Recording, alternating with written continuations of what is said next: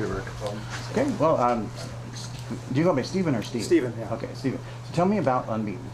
Unbeaten is an amazing film about 32 paraplegics going 300 miles in 6 days, 55 miles a day in wheelchairs between Fairbanks and Anchorage through Denali Park.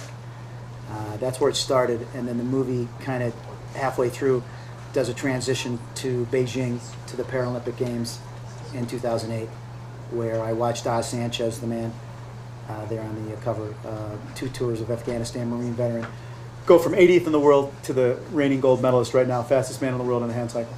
Now, me not being much of an athlete, I look at people that do these kind of extreme sports things and I think, why?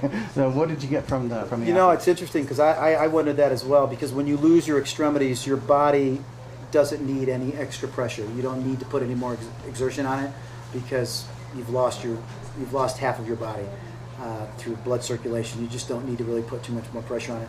But these guys, you know what it does? It makes them whole. That's what I found. They get to walk again. Metaphorically, it makes them whole. And it allows them, and it actually takes them to a level that's above walking. It's just hard to explain. You have to be part of it. I mean, that's just was my take on it, is they get to be whole again, and they get to go to a level that you know, people are like, well, they're disabled. They're not disabled. Try to push a wheelchair across this room, let alone 55 miles a day up a mountain. That's not disability. That's ability. So why did you want to tell this story?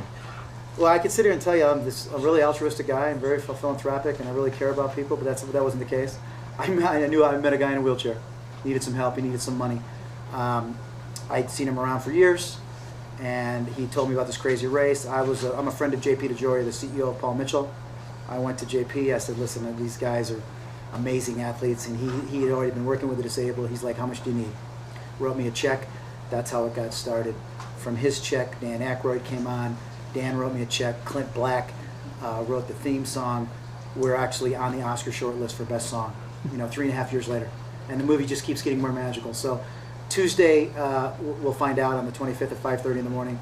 I feel really good. I think we're going to get nominated. But whether we do or whether we don't, the movie has gotten so much. My whole goal was never to win an Oscar, was never to make money. It was just to tell this story. Now, I think I must have met you either last year at Show West or the year before. And I was wondering... I've been out there a couple times, yeah. At what stage was the movie back then? Had you shot some of it already? Yeah, the movie was... I finished shooting a year ago.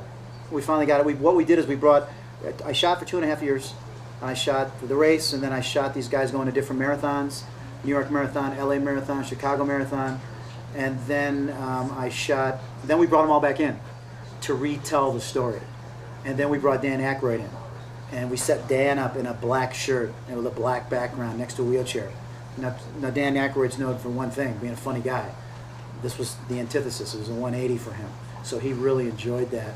So he opens up the movie, and we pan out on him, and you see the wheelchair. So it's really dramatic. So he was up for an Oscar. He was nominated for Driving Miss Daisy, so he had done some serious work in the past. But he's mainly known as a funny guy. So how can people see Unbeaten? Well, they go to the website, unbeatenthemovie.com is the best way. And if any of the studio heads are watching and they want to buy the movie, they can get it that way as well. But yeah, unbeatenthemovie.com is the best way to go. And just tell all your friends. Once again, I did this to tell the story. I would like to get a studio deal. I would like somebody in the studio system. There was a little movie called Avatar last year that did pretty well. It had a Marine veteran in a wheelchair named Jake Sully. This is the real Jake Sully, Marine veteran Oz Sanchez. This is kind of where life and art parallel each other. And I didn't plan on that. I was at the opening of Avatar with James Cameron, and it's just kind of coincidental, but maybe it's not. But this is the real Avatar. Now, is this screening here at Sundance this year? It screened last year at the Ability Center, and I'm out here. The reason I'm here is because 3 weeks ago, I got an email saying that we made the best song. And ironically, there's a lot of ways to win a race.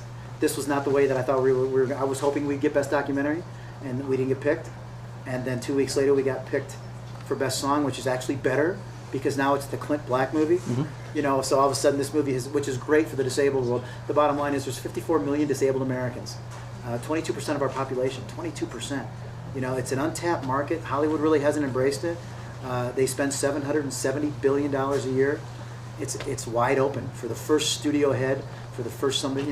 There was another movie called Murderball, which opened up the world to the disabled, but it was a really hard-hitting, kind of angry movie, and guys crashing into each other in wheelchairs.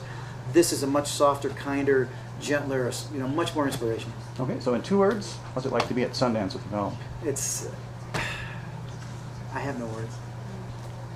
4. That's 4 words. It's wonderful. Okay. It's a great place to be. Well, great. Congratulations Thanks so on much. being here again. Appreciate it. And looking forward to watching this. Thanks so much. Yeah. Thank you.